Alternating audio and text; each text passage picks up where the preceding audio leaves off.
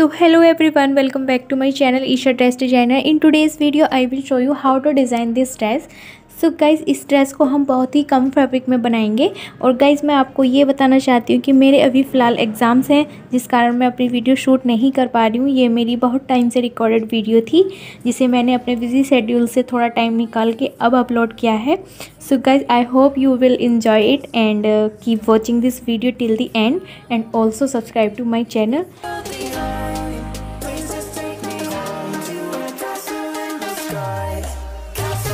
So without doing further, let's get started how to design this dress.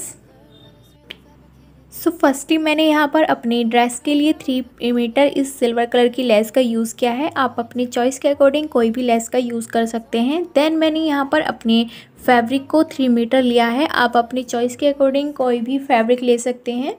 और मेरा ये जो फैब्रिक है, ये मेरा कॉटन प्रिंटेड फैब्रिक है। और फर्स्टली अब हम अपने टॉप पार्ट की मार्किंग करेंगे। सो टॉप पार्ट की मार्किंग के लिए मैंने यहाँ पर फैब्रिक को इस तरीके से 4 फोल्ड कर लिया है। You can see this is the 4 folded fabric here. After 4 folded fabric length is 15.5 inches and जो हमारे फैब्रिक की विड्थ रहेगी वो 11 इंचज़ रहेगी। देन हम अपने शोल्डर की मार्किंग करेंगे। शोल्डर की मार्किंग के लिए हम अपने शोल्डर का 4th पार्ट लेंगे और इस तरीके से मार्क कर लेंगे। मैंने यहाँ पर 7 इंचज़ पर मार्क किया है। देन हम अपने आर्म होल के लिए भी सेम 7 इंचज़ पर मार्क कर लेंगे।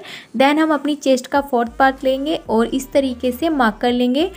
और हम 2.5 इंचज़ या 2 इंचज़ एक्स्ट्रा मार्जिन के लिए भी मार्किंग कर लेंगे। देन हम अपनी वेस्ट के लिए भी उसी फॉर्मूले से इस तरीके से मार्क कर लेंगे।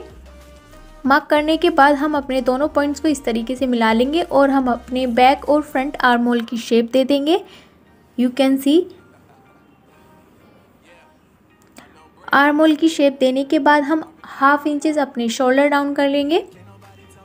शोल्डर डाउन करने के बाद अब हम अपनी मार्किंग को कट कर लेंगे। अभी हम अपने बैक पार्ट की मार्किंग को कट करेंगे और हमें अभी अपने फ्रंट पार्ट की मार्किंग को कट नहीं करना है। कट करने के बाद अब मैं अपने बैक पार्ट को अलग कर लूँगी इस तरीके से। देन हम अपने फ्रंट पार्ट को दोबारा से इस तरीके से फोल्ड कर लेंगे और अपने आर्म होल को कट कर लेंगे। कट करने के बाद अब हम अपने बैक पार्ट के नेक को कट करेंगे। सो इसके लिए मैंने यहाँ पर अपने नेक की विड्थ 3 इंचज़ ली है और आप डेप्थ अपने अकॉर्डिंग ले सकते हैं। और इस तरीके से मैं अपने बैक नेक की कटिंग कर लूँगी। कटिंग करने के बाद अब हम अपने दोनों पार्ट्स को ओपन कर लेंगे इस तरीके से। ओपन करने के बाद मैं 2 इंचज़ की एक स्ट्रिप का यूज़ करते हुए अपने नेक को स्टिच कर लूँगी। सो अब हम अपने फ्रंट पार्ट के नेक को डिज़ाइन करेंगे। सो इसके लिए मैंने अपने नेक को पहले से रेडी करके रखा हुआ है, जिसकी डेप्थ हमने 6.5 इंचज़ रखी है और जो हमारा डिज़ाइन है उसकी विड्थ हमने 3 इंचज़ ली है। और जो हमारा ऊपर का राउंड नेक है उसकी डेप्थ मैंने यहाँ पर 3.5 इंचज़ ली है। और अब हम इन डोरी का यूज़ करेंगे। इन डोरी का यूज़ करते हुए हम अपने नेक में एक इधर साइड कोने पर लगाएंगे और एक हम इधर साइड कोने पर रखेंगे और हम एक पैर की सिलाई लगा देंगे। इसके बाद सिलाई लगाने के बाद अब हम अपने एक्स्ट्रा फैब्रिक को कट कर लेंगे इस तरीके से। कट करने के बाद अब हम अपनी नेक की फिनिशिंग के लिए इसमें स्मॉल साइज़ कट लगा लेंगे। कट लगाने के बाद अब हम इसे राइट साइड इस तरीके से टर्न कर लेंगे। You can see easily. Turn करने के बाद अब हम इस पर प्रेस स्टिच लगा लेंगे। प्रेस स्टिच लगाने के बाद अब हम अपनी लेस को भी अपने नेक पर इस तरीके से रखते हुए चारों ओर से स्टिच कर लेंगे। और स्टिच करने के बाद इस तरीके से मैं अपनी लेस को डिज़ाइन देने के लिए मैंने यहाँ पर भी स्टिच कर लिया है। स्टिच करने के बाद ये कुछ इस तरीके से आया है। अब हम अपने बैक नेक को फ्रंट पार्ट पर इस तरीके से रखते हुए अपने दोनों शोल्डर स्टिच कर लेंगे और अपनी साइड की फिटिंग भी लगा लेंगे इस तरीके से। You can see easily.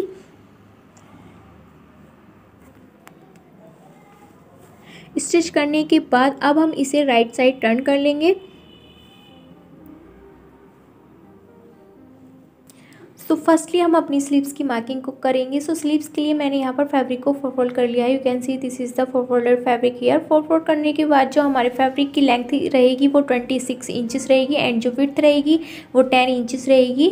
और इस तरीके से हम हाफ इंचेस पर मार्क कर लेंगे और अपने शोल्डर से रिस्ट तक की लेंथ मेज़र करते हुए इस तरीके से 19.5 इंचेस पर मार्क कर लेंगे। मार्क करने के बाद जो हाफ इंचेस पर हमने मार्क किया था वहाँ से हम स्ट्रेट लाइन ड्रॉ कर लेंगे। ड्रॉ करने के बाद जो हमारी स्लीव्स है वो मैं यहाँ पर वी शेप में बनाऊंगी, तो वहाँ अपनी रिस्ट से फिंगर तक की लेंथ मेज़र कर लेंगे। तो मैं यहाँ पर 4 इंचेस पर इस तरीके से मार्क कर लूँगी। You can see easily. आप अपने साइज़ के अकॉर्डिंग मेज़र करते हुए मार्किंग कर सकते हैं। और इस तरीके से मैंने स्ट्रेट लाइन ड्रॉ कर ली है। और ड्रॉ करने के बाद हम अपनी जो क्लॉथ साइड है वहाँ से 4 इंचेस पर मार्क कर लेंगे, यानी कि जो हमने रिस्ट की मार्किंग की थी उस वाली मार्किंग पर हम अपनी इस तरीके से 4 इंचेस पर मार्क करते हुए अपनी इस तरीके से वी शेप दे देंगे। वी शेप देने के बाद हम अपने जो स्लीव्स है उसकी आर्म होल की शेप दे देंगे, जैसे हम नॉर्मली स्लीव्स में देते हैं। तो उसी तरीके से हम अपने आर्म होल की शेप दे देंगे।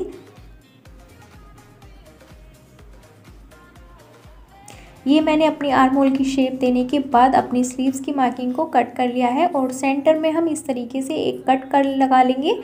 अब हम अपनी स्लीव्स को ओपन कर लेंगे। ये मैंने अपनी स्लीव्स को ओपन कर लिया है। ओपन करने के बाद हम अपनी स्लीव्स में इस तरीके से स्मॉल कट्स लगा लेंगे ताकि हमें फोल्ड करने में कोई प्रॉब्लम ना हो।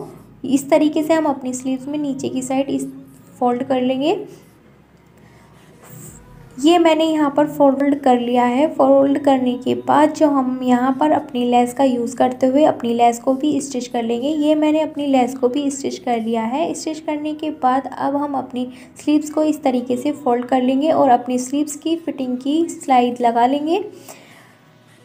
और हम अपनी जो लूप्स हैं अपनी फिंगर में इस तरीके से मेज़र करते हुए अपनी लूप्स को भी कट कर लेंगे।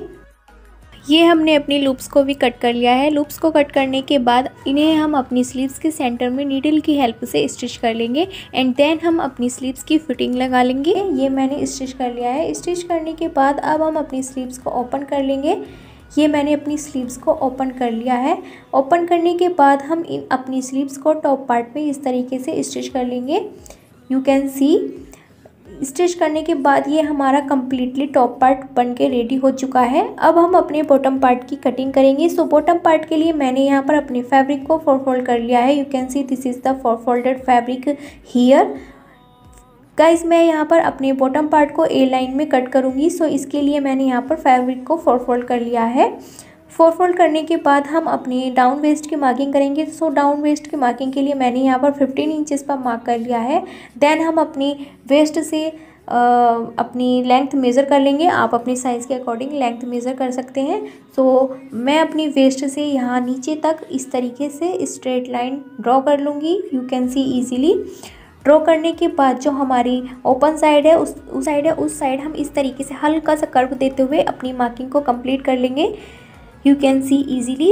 इस तरीके से हम अपनी मार्किंग को कंप्लीट करते हुए, यानी कि हल्का सा कर्व देते हुए इस तरीके से मार्किंग को कंप्लीट करते हुए अपनी मार्किंग को कट कर लेंगे। यू कैन सी हमने यहाँ पर अपनी मार्किंग को कट कर लिया है। कट करने के बाद हम अपने दोनों पार्ट को ओपन कर लेंगे। ओपन करने के बाद जो हमारे दोनों फैब्रिक की राइट साइड है उसको हम एक साइड कर लेंगे और इस तरीके से अपने दोनों साइड को स्टिच कर लेंगे। You can see easily. इस तरीके से हम रखते हुए अपनी दोनों साइड स्टिच कर लेंगे। देन हम अपने बॉटम में भी इस तरीके से फोल्ड करते हुए अपने फैब्रिक को स्टिच कर लेंगे। ये मैंने अपने बॉटम पार्ट को स्टिच कर लिया है। You can see easily.